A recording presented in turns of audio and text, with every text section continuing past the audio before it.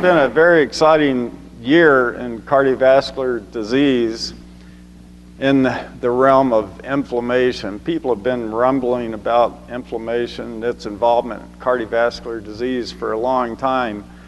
But this year, some big studies got published that really solidify this as the cause of atherosclerosis. So this talk is going to deal with that and then tie in periodontal disease being a potential facilitator of that arterial inflammation.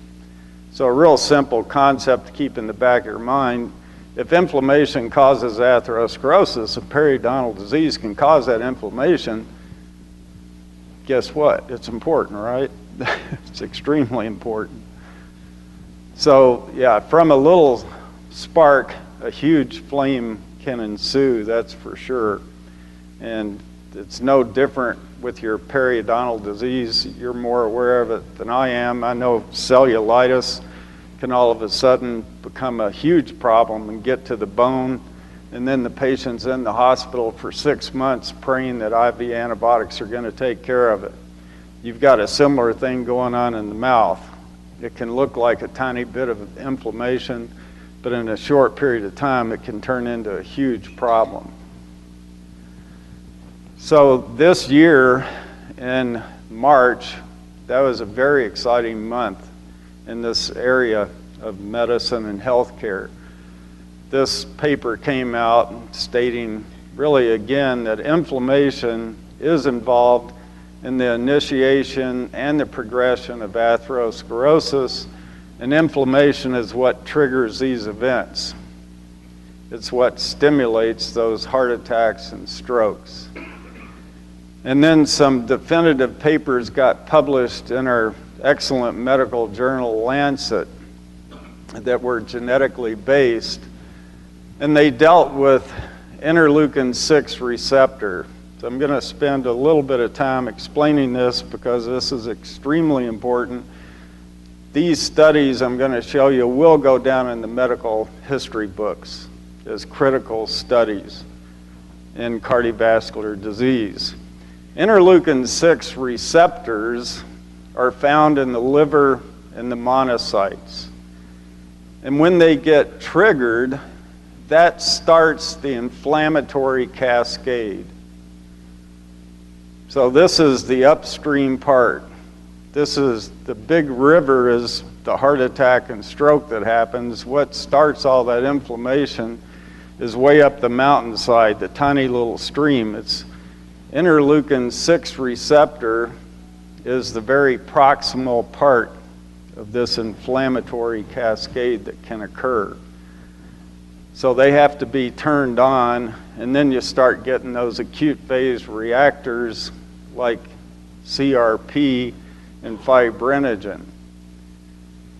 And there's a genetic defect or variation, really would be a better way to express it, where some people do not have as many of these receptors for interleukin 6 in their livers and their monocytes, because this gene allows them to slough out of the membranes.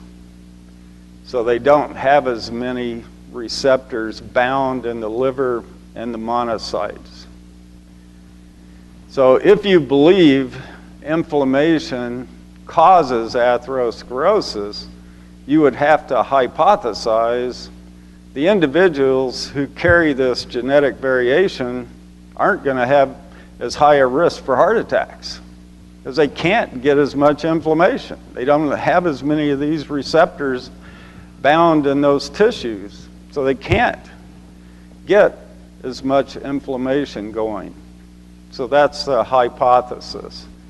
The first thing you have to do is to illustrate that just by chance, maybe, well, you inherited this variation, so for whatever reason, you have lower LDL levels, or you have higher HDL, or your blood pressure is lower, or you're just thinner. That gene makes you have a favorable known cardiovascular risk factor. And if that's the case, the bets are off. There's no sense in even proceeding with the study because people would argue, well, yeah, you got less interleukin-6 receptors, but all these people are thinner. They have lower LDL, so of course they're going to have lower risk for a heart attack. So they looked at that. They looked at 125,000 people. And in that healthy population, the penetrance of this genetic variation was 39%. And they looked at all these known cardiovascular risk factors, and this is what they found. You can wipe the sweat off your brow. Yeah, if you inherit this genetic variation, you don't have any difference in the other known cardiovascular risk factors in somebody who doesn't have that gene. So that's the first hurdle to get over. Then if you believe this theory, you would have to hypothesize, well, these individuals have less receptor for the interleukin-6 cytokine to attach to, so you would expect the levels in the bloodstream of interleukin-6 would be higher. And this receptor apparently sloughing off out of the liver and the monocytes, so in the bloodstream, you would think the amount of interleukin-6 receptor would be higher in these individuals who have this gene. And you would also expect, well, you can't derive as much inflammation, so the known acute phase reactants like CRP and fibrinogen should be lower. You shouldn't find as much of that in the bloodstream in these individuals. So they looked at that. Look at the p-value. Exactly what you would think is exactly what they found, extremely significant. So the individuals who inherit this gene have higher levels of the receptor free floating in the blood. It's got to be bound to the tissue to drive inflammation. They have higher levels of interleukin-6, and they had lower levels of fibrinogen and CRP. Very statistically significant. Okay, so now you're going to get to the final hypothesis, and that is, well, you know, so far it looks pretty good. So let's see if we can show individuals who have this genetic variation indeed have a lower risk for heart attack. So they looked at over 54,000 people who had heart attacks with 136,000 controls, and what they found was for each variant you have, you can obviously be heterozygous or homozygous for it. For each variant for this gene, you have a 3.4% lower risk for a heart attack, or 6.8 if you're homozygous. This is huge evidence that inflammation is the cause of atherosclerosis. This will go down in the history books. There's another similar genetic variation. That's what that looks like with 3.4%. There's another similar genetic variation published in the same journal, a Lancet, that they looked at, where again you have less interleukin-6 receptors. And what they found, for each variant you carry, you have a 5% lower risk for a heart attack, 10% if you're homozygous. It's extremely important you understand this. This is very solid evidence that inflammation causes atherosclerosis. It's extremely difficult to prove anything causes anything.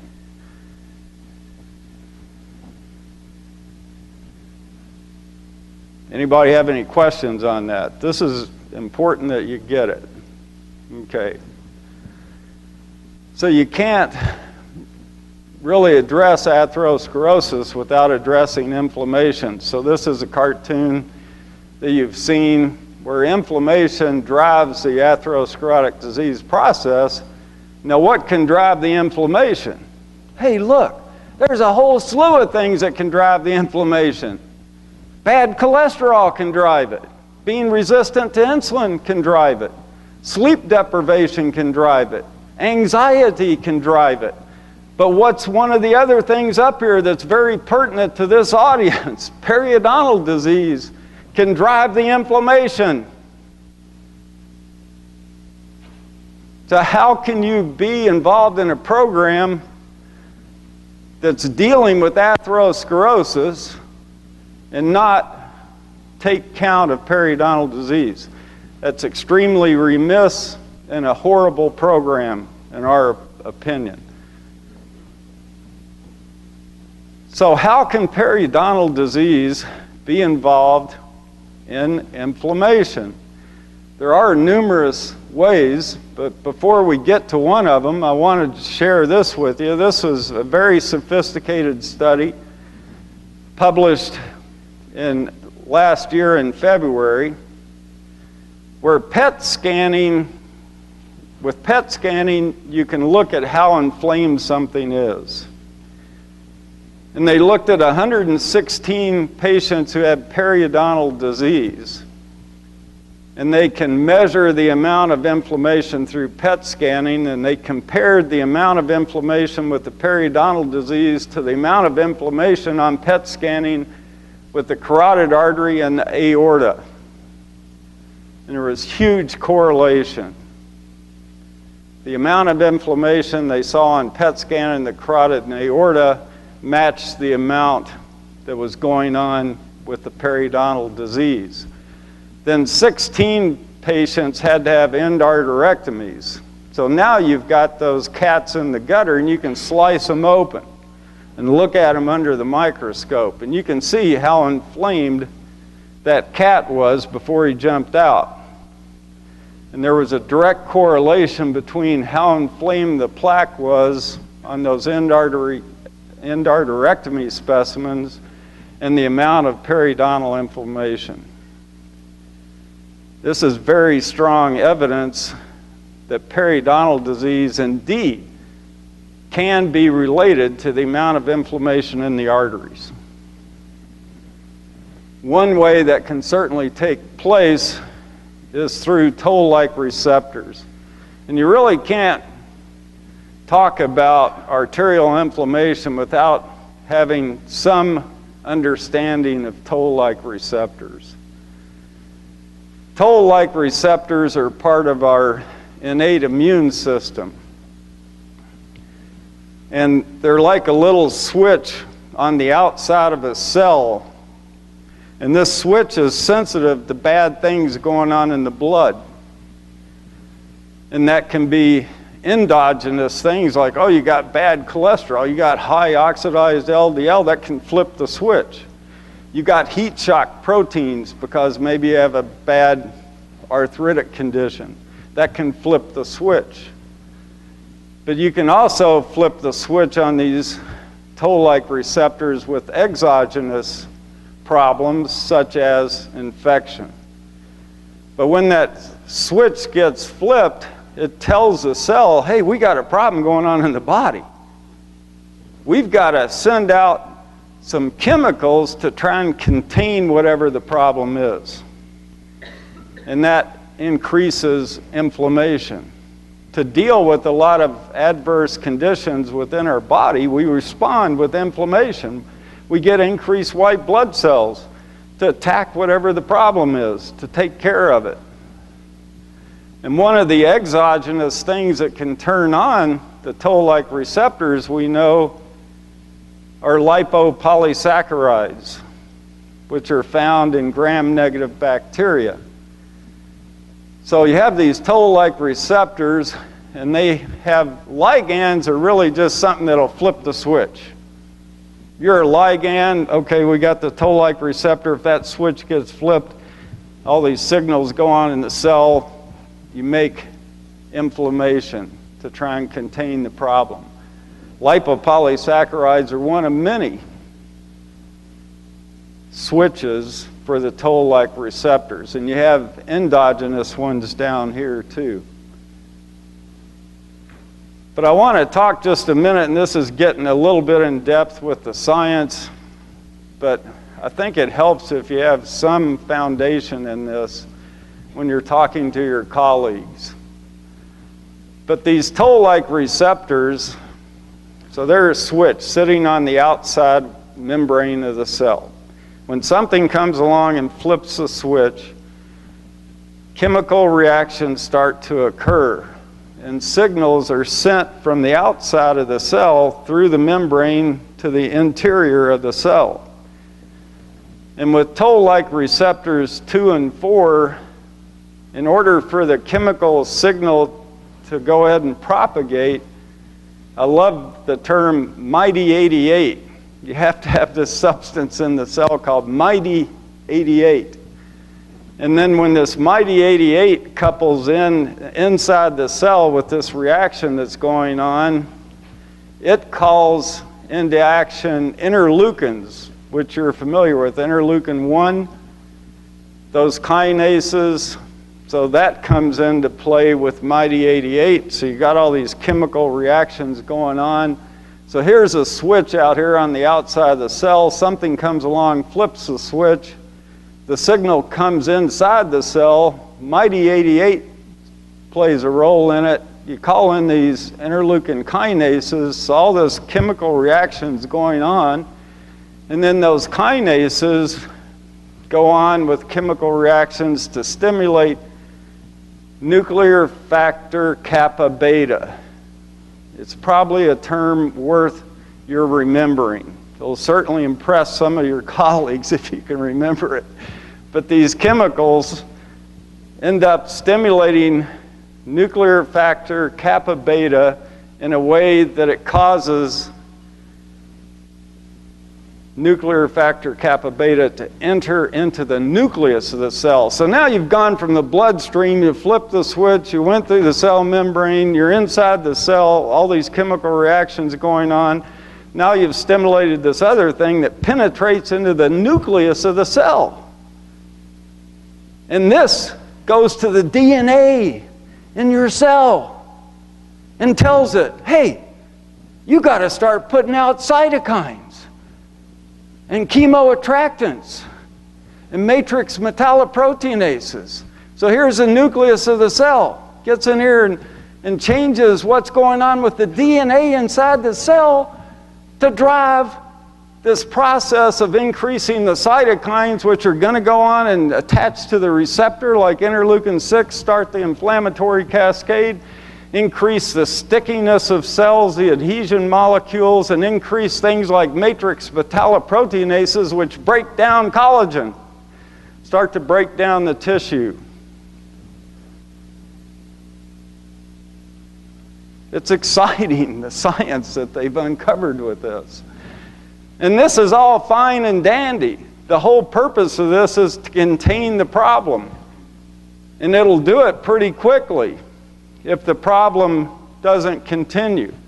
But like an infection, if the infection that causes this reaction doesn't get terminated, those signals continue to be propagated. Now you end up with a chronic inflammatory condition, and that's bad news for our arteries. Yes? Is this where our patients that are IL-1 positive, is this where this kicks in with an exaggerated response, or is it later? No, they would play a role here, definitely. I'm not sure they've worked out all the genetics of that yet, but definitely interleukin 1 beta positive, which we know a third of Caucasians are, you do get an enhanced response, and it would be with the toll-like receptors. And these toll-like receptors, we have excellent evidence that they are involved in the atherosclerotic disease process.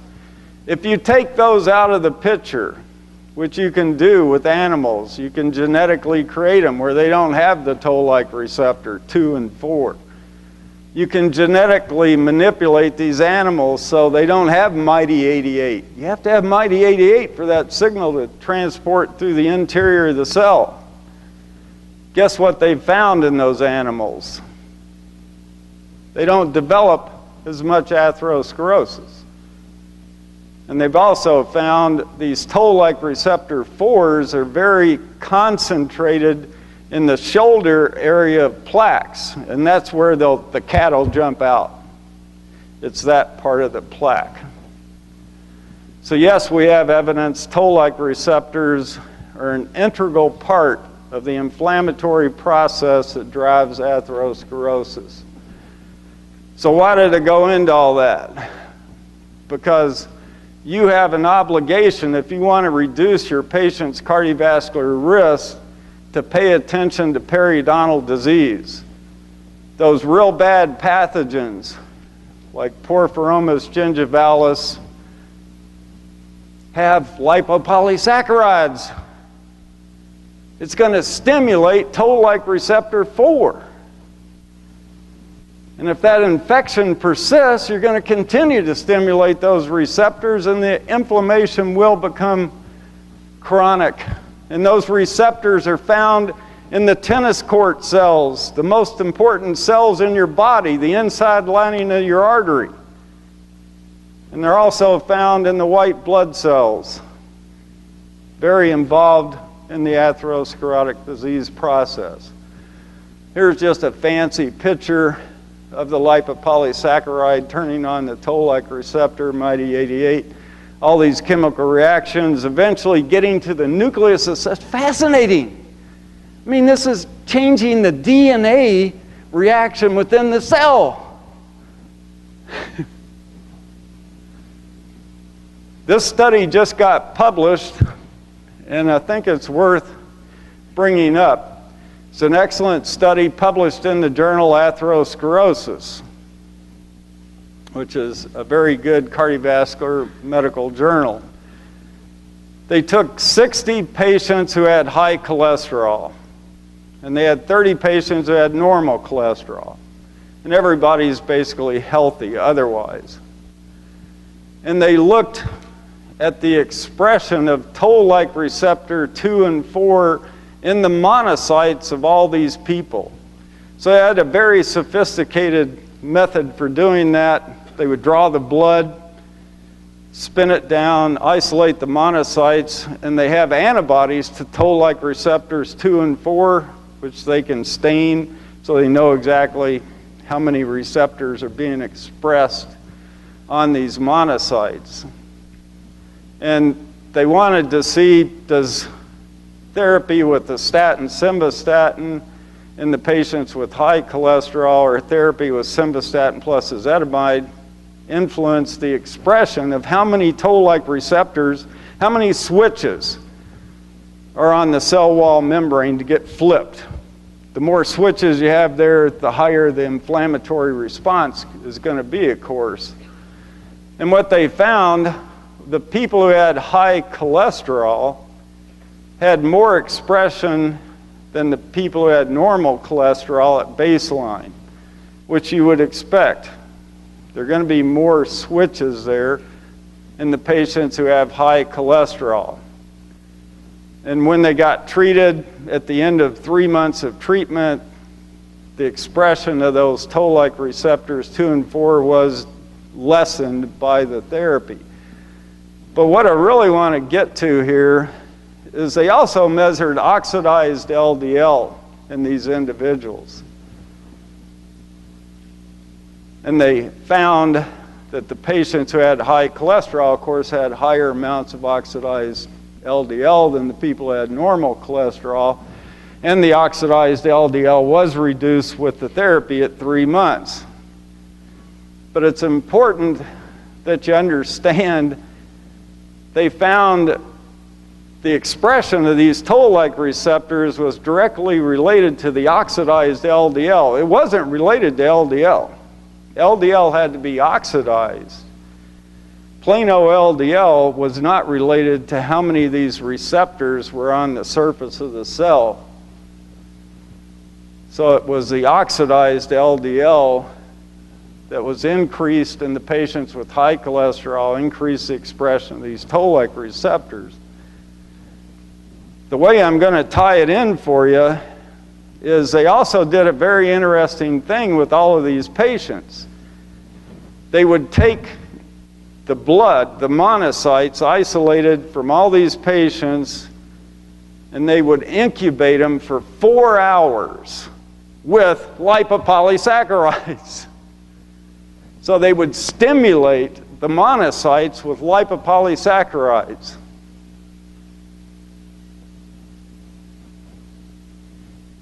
So they had stimulation, and sometimes they weren't stimulated as well, and they looked at the difference. So they wanted to see if there was any difference in the cytokines interleukin 6 and interleukin 1 beta. So getting back to your comment a minute ago, it's very pertinent here.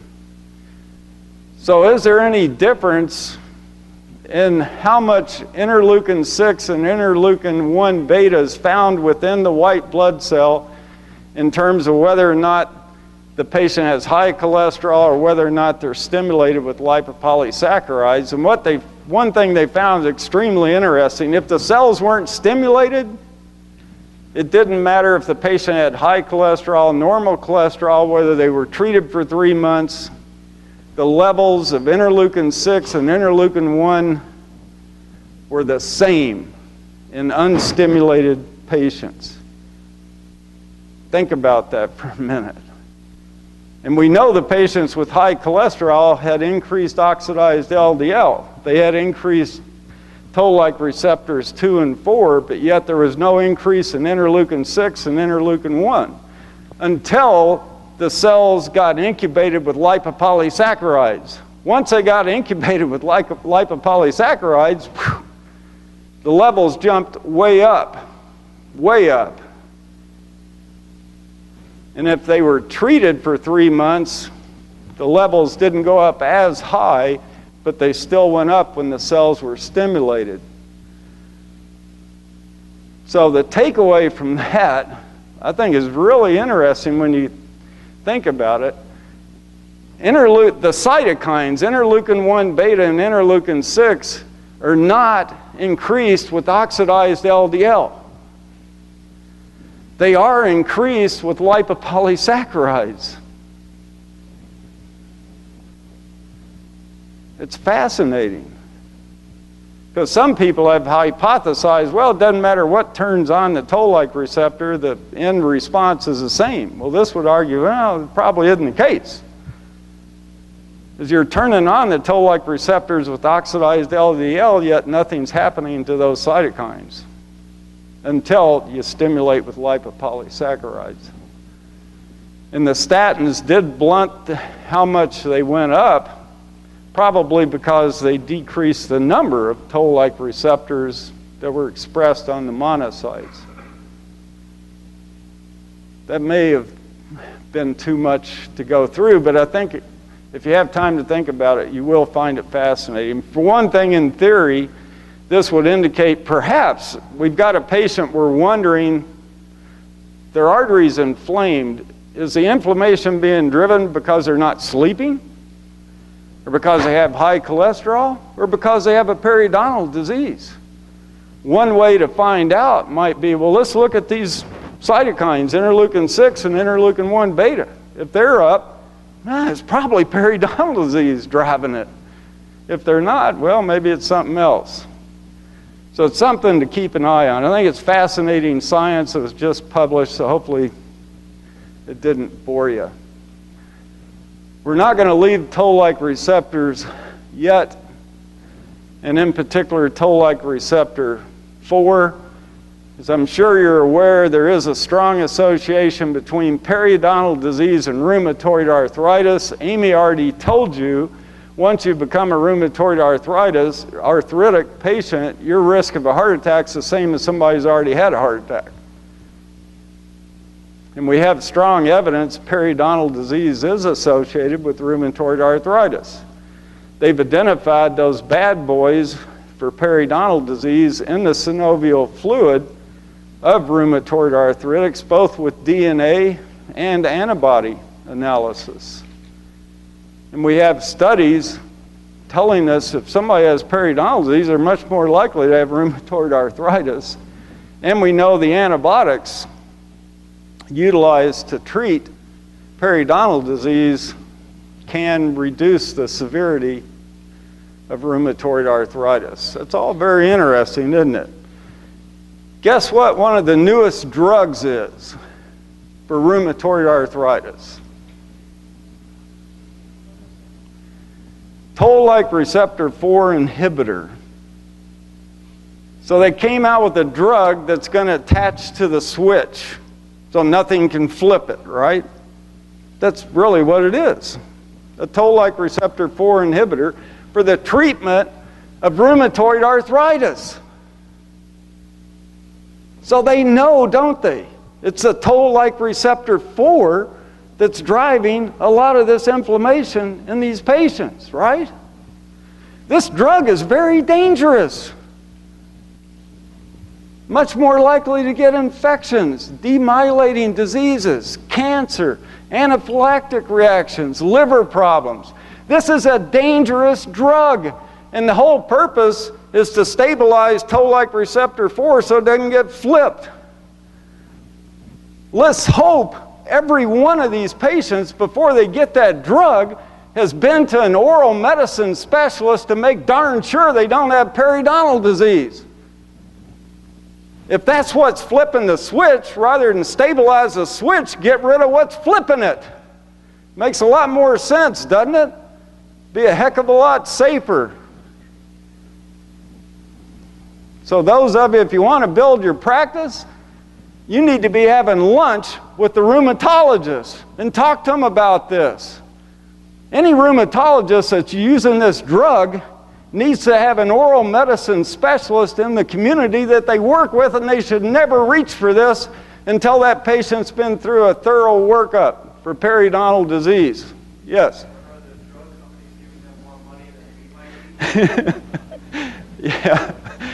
Yeah.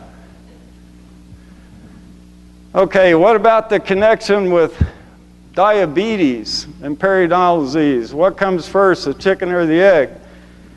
Well, this study, which I'm not going to go into the details of, basically demonstrated that without toll-like receptor 4, guess what? You're not going to develop diabetes. You're not going to get inflammation. You have to have toll-like receptor 4 to develop diabetes. You have to flip that switch. If you flip the switch, toll-like receptor 4 switch, you are likely to go on to develop diabetes and arterial inflammation. Think about it. I don't think there's probably a big mystery why there's a connection between periodontal disease and diabetes, insulin resistance. And these toll-like receptor 4s are found everywhere. There's a diabetic expert, Dr. DeFranzo in San Antonio, who published a lecture called the Banting Lecture several years ago, published in the journal Diabetes, okay, just their best publication. And he talks about the octet of insulin resistance, which is the precursor, of course, to diabetes. And prior to that publication, most people thought, well, you know, it just involves kind of the liver and the muscle tissues and the pancreas. He's got elaborate data telling us it's much more involved than that. Insulin resistance is also driven by the brain, the kidneys, the adipose tissue, all of these things up here. And guess what all of these things contain? Toll-like receptor 4s. And guess what turns them on? Lipopolysaccharides, okay? So any program really dealing with insulin resistance and diabetes is remiss without addressing periodontal disease as a potential stimulation for the problem. What about these calcified stenotic valves in the heart? They kill people, don't they? I bet everybody in the room probably knows at least somebody, somehow, who's either had to have a valve replaced, or they died from the surgery, or they didn't get the surgery in time. Why am I bringing this up? Toll-like receptor 4. This paper was just published a couple of weeks ago in an excellent journal, Circulation, telling us that the interstitial cells in the aortic valve contain what? Toll-like receptor 4. And stimulation of the toll-like receptor 4 by, guess what? Lipopolysaccharides. That's your periodontal disease. Stimulation of toll-like receptor 4 from periodontal disease plays a role in this whole problem with the heart valves. So it's not just like, oh, you got a bad heart valve, I don't want you to seed an infection onto it. The reason they have the bad valve in the first place may be your periodontal disease. This kills people. Okay, enough of that. At our joint talk in a minute, we're going to give you more reasons why periodontal disease can be associated with atherosclerosis and cardiovascular disease, but that's a whole bunch right there. So anybody who wants to argue with you, hopefully you just say, come on in the ring with me. Let's get it on. I got some science, and some science that's hot off the press is going to take you out, buddy. Okay, so now let's get down to clinically. What can we do to try and assess, is the artery hot? Is it inflamed? That's the cause of all this stuff. Do we have any clinical tools to measure this inflammation? Yeah, we got a whole bunch. It's inflammation that feeds a cat and causes it to jump out. One thing you want to be able to assess, well, is the tennis court, is that inside lining of the artery, is it inflamed? If it's inflamed, it's bad news. You're going to be in a pro-atherogenic state, and the cat may jump out on you. So do we have any tests we can measure that'll tell us that? Yeah. Fibrinogen is one. It's an acute phase reactant. When it's elevated, we know patients have higher risk for heart attacks and strokes. It's an indication that the tennis court is too hot. This study showed every 100 milligrams that went above 250 milligrams per liter, the risk went up 82% for an event, 82%. Now those numbers won't correlate usually with the lab test you end up getting because there are different ways of measuring it. So you have to use the lab's cut point for normal and abnormal. But the point is, as it goes up, guess what? Your risk of heart attack and stroke go up. I think you're all familiar with CRP.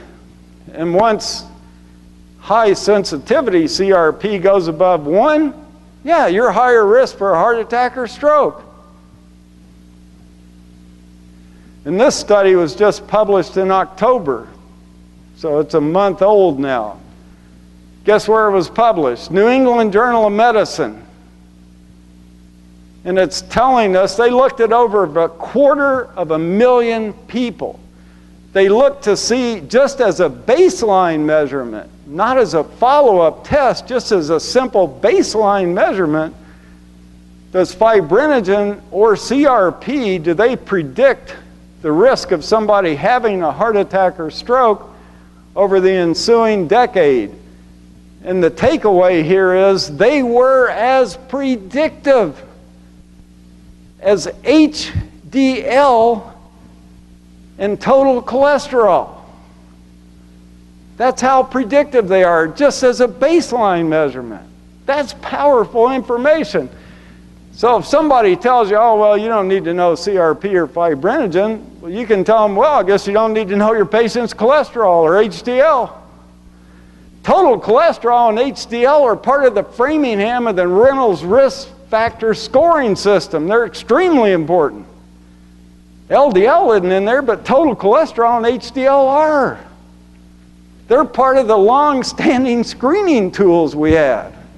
So to say, oh, well, we don't need to know what CRP and fibrinogen is would be the equivalent of saying, oh, well, we don't need to know what your cholesterol is or HDL.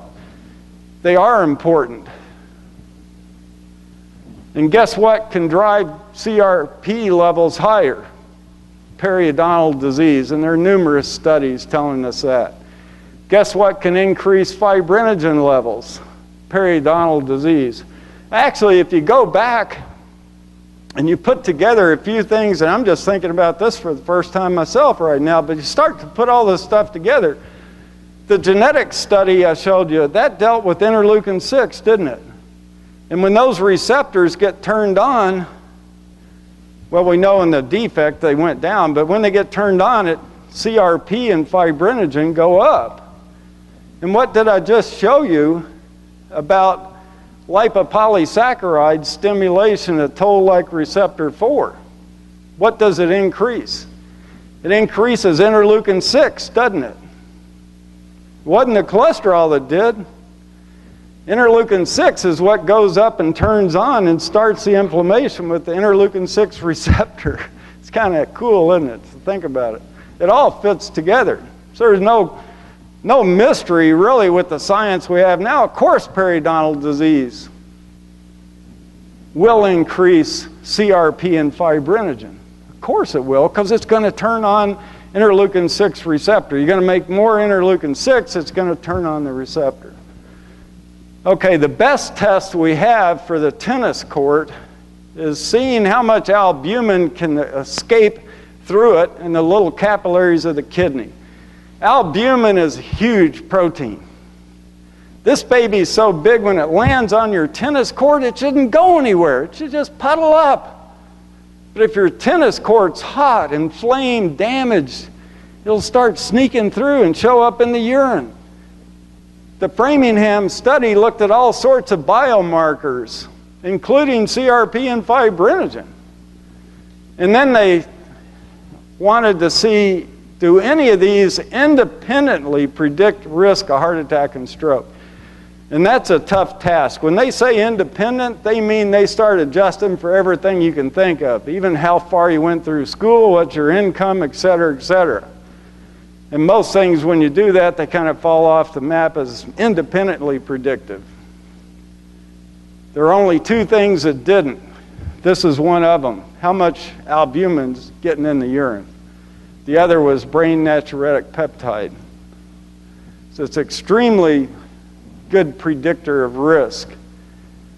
What are the cut points? If you look at most labs, they say, well, anything under 30 is fine. That was established over 2 decades ago. 30 as a cut point for risk of going on to end-stage renal disease. If you want to know what the cut point is for having a heart attack or stroke, here it is. Framingham tells us if it goes above 7.5 and you're a female, over the next 6 years, you're 3 times more likely to have a heart attack. 3 times. If you're a man that goes over 4, you're 3 times. These are the cut points. This was just published recently, American Journal of Cardiology, and for the first time now, we have data showing it pays to monitor the level. If the level goes down, your risk goes down over the next 10 years of having a heart attack or stroke. If it goes up, you're like 5 times more likely to be dead. These tests you can monitor, not just as an initial baseline, but they need to be monitored over time. Guess what can increase albumin in the urine? Periodontal disease. Okay, so you can find out if the tennis court's too hot. We've got simple tests to do that. Blood and urine. You don't have to take a knife to somebody to find out if their artery's hot.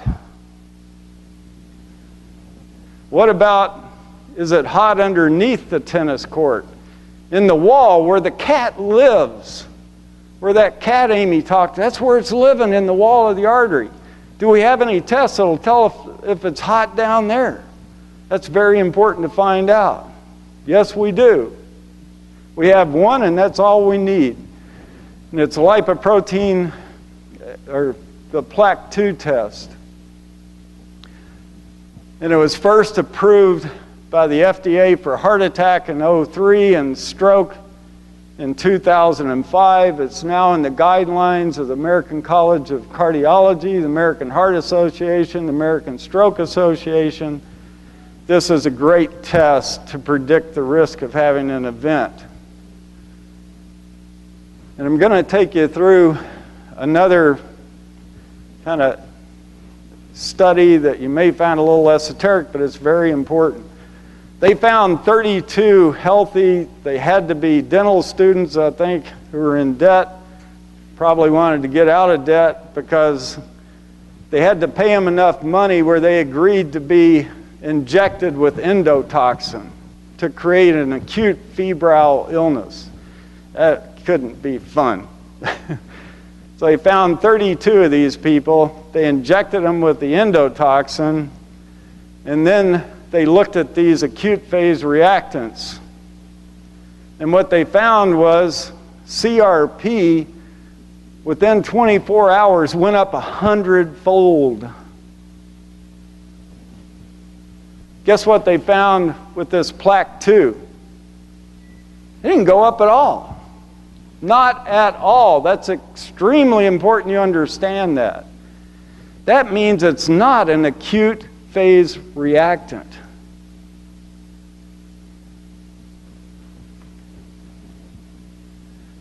So they took the same subjects and they isolated their monocytes and they converted them into macrophages, and that's what happens during the atherosclerotic disease process. The monocytes get through the tennis court into the wall, then they become macrophages. And they did that to see if the level of this enzyme went up inside the wall of the artery, so to speak. And it went up dramatically. There are two types of macrophages, M1s, M2s. M2s are not inflammatory, so it didn't go up in those. And then they took these macrophages and they fed them oxidized LDL. That's what happens in the wall of the artery when you start to make the foam cells. So they made them into foam cells to see if there was any difference. What happens to this enzyme as you make those into foam cells? The levels went up dramatically.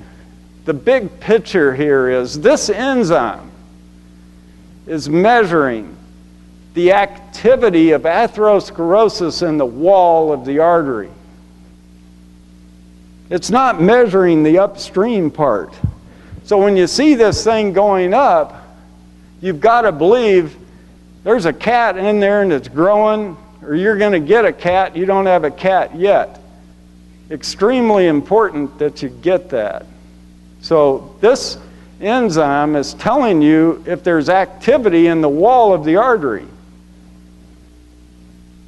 And we have data indicating it is a player in the disease. This study, they took 330 people with known coronary disease, and they did a very expensive procedure on them.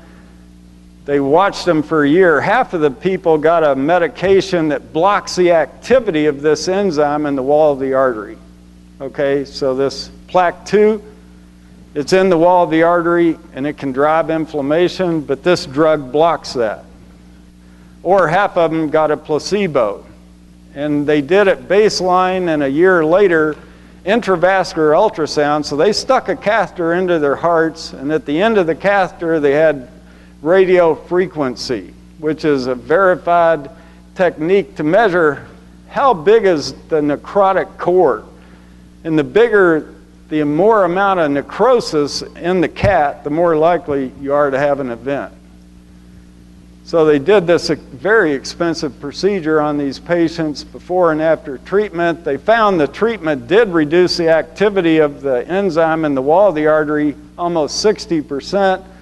More importantly, what they found, the patients that had that activity blocked, there was no progression of the necrotic core. The ones that got placebo, the cat was much more likely to jump out. And they looked to see maybe the drug does other things like raise HDL, lower LDL, etc. They looked at all that, it doesn't. It just blocks the activity. So this is strong evidence that this enzyme we're talking about is a player in the atherosclerotic disease process. And it's found in the wall of the artery. And when it's elevated, you've got to believe the patient's in trouble. If you're a player, you deserve to be taken out of the game. And it looks like this plaque 2 is a player. And guess what?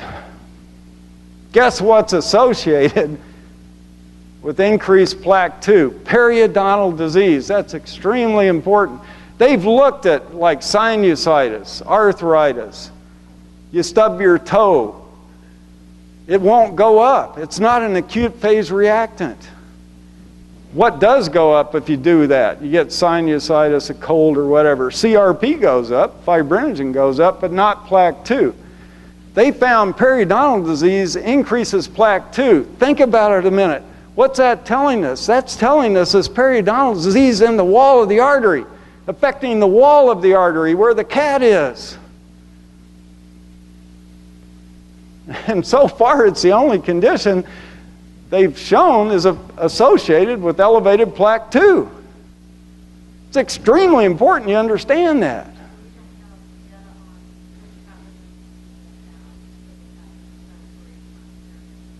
Right. Yeah, a lot more studies need to be done, but that's a huge signal that periodontal disease is playing a role in the inflammation in the wall of the artery. It's huge. Okay, one more test. So we've got tests that tell us about the tennis court. We got a test that'll tell us about the wall of the artery. Is it inflamed? And we would be remiss if we didn't talk about the joker. This is an enzyme, myeloperoxidase, which it can inflame the artery anywhere. The tennis court, underneath the tennis court, this is bad news. Myeloperoxidase is encapsulated within white blood cells. When you get an infection, it's released, and the purpose is to contain inflammation at sites of inflammation. And it does a good job of that because it interacts with hydrogen peroxide to create hypochlorous acid. Hypochlorous acid is the active ingredient in bleach. It'll kill anything. It'll kill bacteria, fungus, virus. So it's a good thing to have myeloperoxidase at the site of infection because it can contain inflammation. But in the bloodstream, systemically, if it's elevated, it'll make all the cholesterol bad. You no longer have any good cholesterol. The good cholesterol becomes inflammatory and dysfunctional. The bad becomes worse.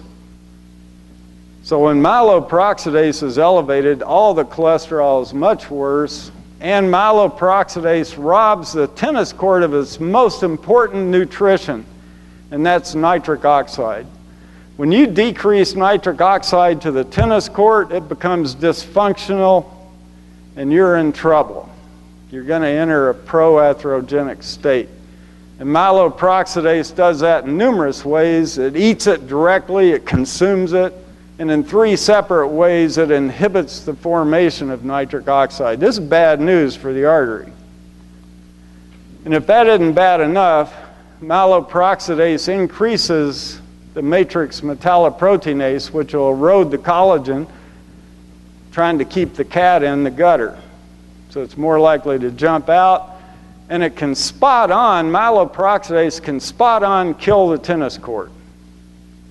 And they haven't identified anything yet that's more prothrombotic, more likely to form a blood clot than apoptotic endothelial cells. And it's the blood clot that blocks the flow of blood. This stuff's bad news. This is just a schematic of the monocyte in the wall of the artery releasing this myeloperoxidase. But we know when this is elevated, all bets are off. I don't care how good your blood pressure is, how good your cholesterol is, what your weight is. I don't care. You're in trouble. You're in big trouble. We know there can be an association between elevated levels and periodontal disease. This study illustrated that in smokers and non-smokers, but I have to tell you, there's a paucity of research that's looked at this. If anybody in the audience is interested in research, oh man, this is fertile ground. We need a lot more research here. We have a little signal, yes, it can be associated with elevated levels. It makes sense, but we're lacking the research in this area. So if anybody has connections to get that done, please let us know. I'd love to work with you on it. But the bottom line from this talk, inflammation is what causes arterial disease. It drives a disease. Periodontal disease can certainly facilitate that inflammation. There's no question about it. And it's inflammation that causes a disease. So we believe anybody who wants to designate themselves as an oral medicine specialist, which hopefully all of you do, you should screen for arterial inflammation. And the concept of being screened for medical conditions in the dental setting is not a new one. It's very well received. Studies tell us the vast majority of patients, like 90% of them, like the idea, yeah, I'm going to my dentist. He's going to do some screening on me for cardiovascular disease or diabetes. And you know, people see the dentist more every year than they're going to see a doctor. It's a great place to screen, and the patients like it. And their conception of the oral medicine provider is enhanced. So you should screen for arterial inflammation. You're in an ideal spot for that. And then if you find, oh my gosh, these tests that we just talked about, whoa, they're not good. It indicates the wall of the artery is inflamed. Certainly you need to do your job investigating periodontal disease as a source for that, but you also better get them to a medical provider who's trained at evaluating other reasons the artery could be inflamed. So it's a great spot to do a referral. And then that medical provider, guess what? They may get a patient where, golly, the artery's inflamed. I've got to rule out periodontal disease. Well, I know there's this oral medicine specialist over here who'll do that for me, so I'm going to send them over there. So now you got the bridge. And these are the tests that at this point in time, anyway, we would recommend that you screen. And the one I'm missing up here, and it's very important, is microalbumin creatinine ratio. Should be here, and it's on your forms in your booklet. So basically all the tests, the clinical tools I just went over, you should be assessing all of them. We did add in the hemoglobin A1C, and we'll explain that to you a little later why that's a good screening test for you as well. But we believe oral medicine specialists should be screening for arterial inflammation. What about the medical providers? We do have medical providers in the audience. What should they take away from this talk? Again, we have great knowledge now. It is inflammation that causes a disease. Patients have to be evaluated for arterial inflammation. Their cholesterol can be fine. That's just one of numerous things that might drive inflammation. We've known forever a lot of people with great cholesterol are going to drop dead of a heart attack. What matters is the artery inflamed? Medical providers need to be evaluating that. And when they find the artery is inflamed, for goodness sake, they're extremely remiss if they don't get that patient to an oral medicine specialist to make sure periodontal disease isn't contributing to that inflammation. And look, there's no law out there saying, oh, you can only have one thing driving the inflammation at a time. A lot of people are in big trouble. They got bad cholesterol. They got periodontal disease. They don't sleep well. They're anxious. They're a walking time bomb. But at least you can go in and do your part by reducing part of that risk by taking care of the periodontal disease. So we have to build wide, strong bridges here. It's ridiculous that they're not there already. So thanks for being here. I know you're all going to be great oral medicine specialists, and patients need you badly. And the medical providers, you're going to be able to couple with the oral medicine specialists here. But thanks, and I think we get to take a break now. Yeah.